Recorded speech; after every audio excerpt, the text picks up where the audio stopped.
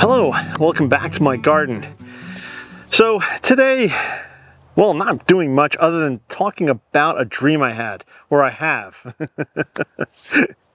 Everything is absolutely still sodden. Today's Sunday when I'm filming this. Yesterday on Saturday we got about another ½ inch of rain. That was on top of the 5 or so inches of rain, possibly 6 inches of rain we had gotten over the past 5 days prior to that. So everything is absolutely sodden. So I really can't do anything in the ground or on the ground without getting completely muddy and wet, which I really don't want to do. But today I want to talk about the thing that I've been thinking about over the course of the rainy day, and that is a potting shed. If you've been following along with my various exploits and the winter projects that I said I wanted to get done, well, I did get the back brick walkway done, and thankfully all of you gave me some great ideas of what to do with the space next to the brick walkway. So that will be happening probably over the course of the year. And then I did get the borders to the flower bed finished. So far as the layout, I still have to fill the spaces with compost, and I'll be doing no dig, and I'll talk more about that when I get over there. And then the other project that I wanted to get done this winter, which I'm not now going to get done for a couple of reasons, is tool shed. Now, where this stack of pallets is and some of the stuff that's on top of it, I was going to build a 4x4 tool shed, and that was so I could take a lot of my shovels and various pails and various pails and other accoutrements that I have for gardening. Instead of keeping them in the garage, which isn't that far away, bring them over here to the vegetable garden, which is basically the hub of the garden itself. So basically I come from my house, the first space I enter into is the vegetable garden. It's where I have the greenhouse, that's where I have all my seedlings, etc. And then I go out from there. I go out into the wild garden itself. The rose garden is right here next door. The flower garden is right up front. There's going to be a new garden area that'll probably start next year next to the flower garden. There's the orchard that's way out into the corner. On the far side of the rose garden, there's going to be a fern garden / shade garden. That's future development. But either way, if I had my shovels and pails and other accoutrements that I use on a normal basis, saws, things like that, here, then it's just that much easier. I come out, I grab what tool I need, and off I go. If I need to get another tool while I'm out in the garden, it's that much closer. So I thought building a tool shed here would be nice. But then I got to thinking, especially with all those rainy days, the brain starts going, wouldn't it be really nice to have a potting shed?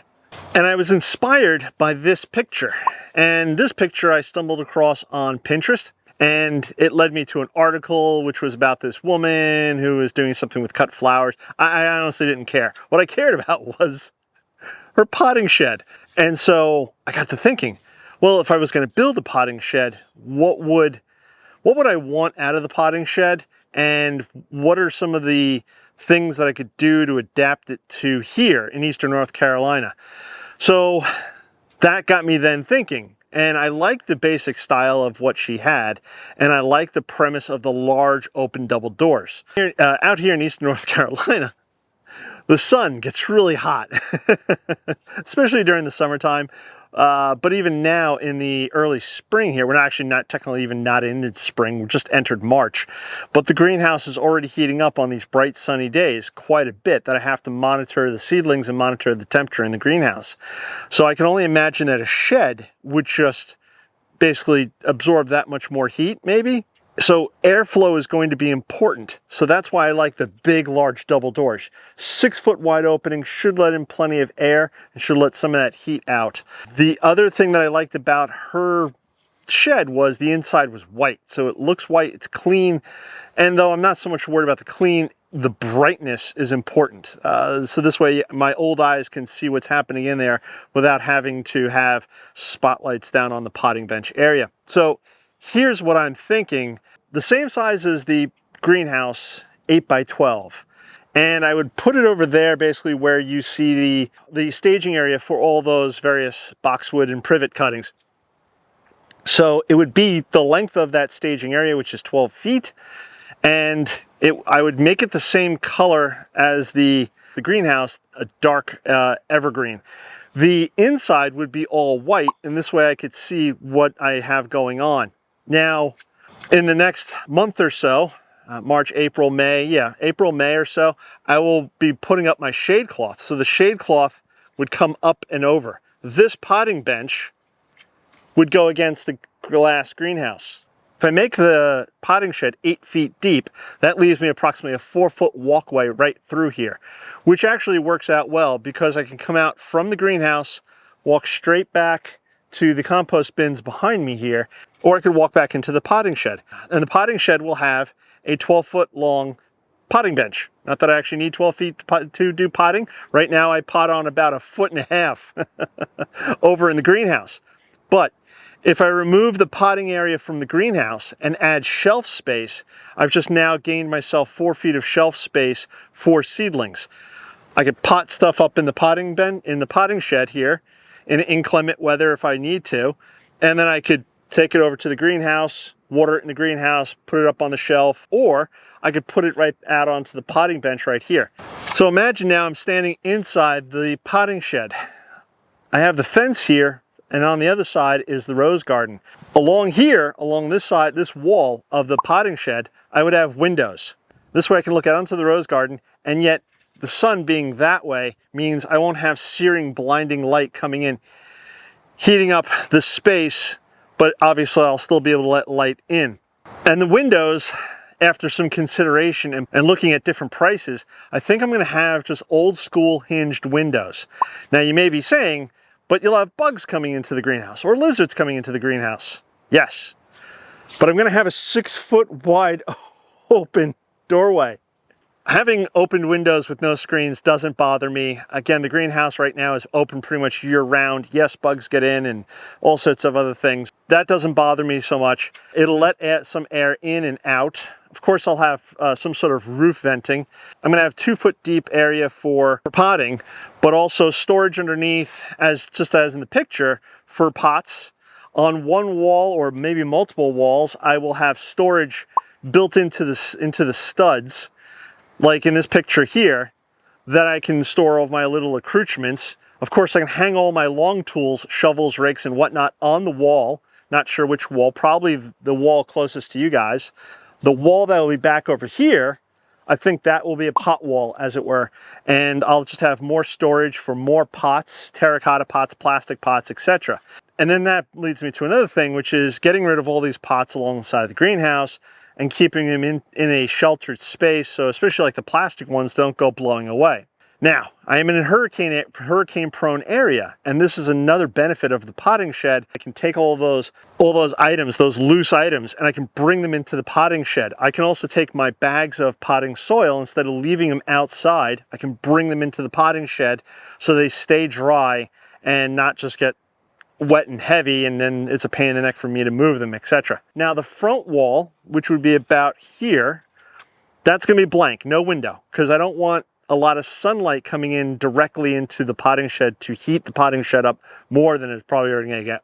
It'll get warm enough, so I don't want to encourage more sunlight coming in to heat the space up more. But on this wall right here, I'm thinking of doing a climbing rose. Once the shed is built, plant a climbing rose, maybe in a bottomless pot or something at the center, and let the climbing rose grow up the side of the shed.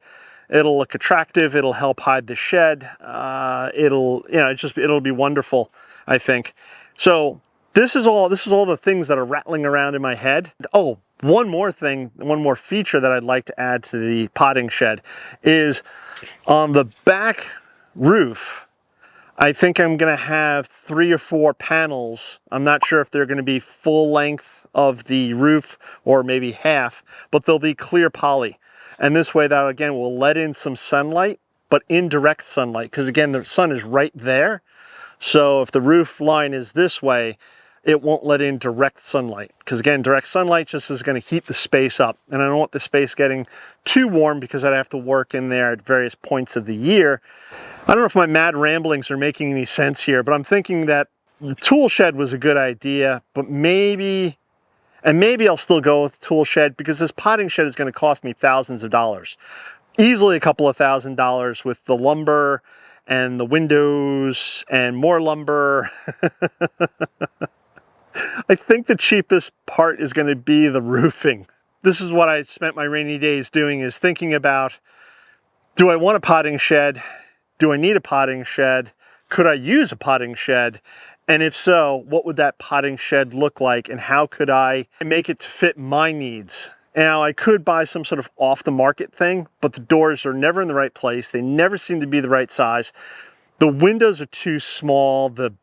It's just one thing after another. And if you do design a custom setup, I think it's going to be around $3,000 to $4,000. If you guys know of some place where I can get a shed made cheap, custom designed, please let me know in those comments below. If you guys have a potting shed, please let me know in the comments below. And is there anything that you would add or change to your potting sheds that I may want to think about putting in my potting shed if I ever build it? Honestly, the only thing that is holding me up at this point would just be the money, because it's an enormous cost. And for the cost of what it would cost me right now, I think I'd rather spend it on plants, compost, and mulch. And maybe one day I'll get a sponsor to the channel, and I'll start rolling in some of that YouTube money, and I can afford to do this. But right now, this is just what I'm thinking. And I know I'm prattling on and babbling, and this is all sort of a dream at this point. So what do you guys think? Should I build a potting shed? Some of you have been following me for a while, so you know what's going on around here. I think I would eventually like to build a potting shed, but like I said, resources, yeah, I'd rather spend them on something else right now. But I think I would like to build a potting shed, and I think that would, again, give me 4 feet of extra space. I didn't even mention that the back wall of the greenhouse right now has the one metal rack, which I store quite a few of accoutrements on. All that stuff would come out and go into the potting shed, thus giving me more space in the greenhouse, because you can never have enough space for seedlings and plants in your greenhouse. Hopefully you guys enjoyed a bit of my rambling and my prattling. Like I said, if you guys got greenhouses, leave a comment below. If you have any ideas, suggestions for things you'd like to see here around the garden, please let me know in those comments below. If you haven't gone over to the YouTube community page and checked out some of the polls and quizzes, please go over there, check them out. It's kind of fun. It's a fun thing to do. And let's see what else. Check out all the links below. And I think Sophie and I are going to catch you on the next one. Bye-bye.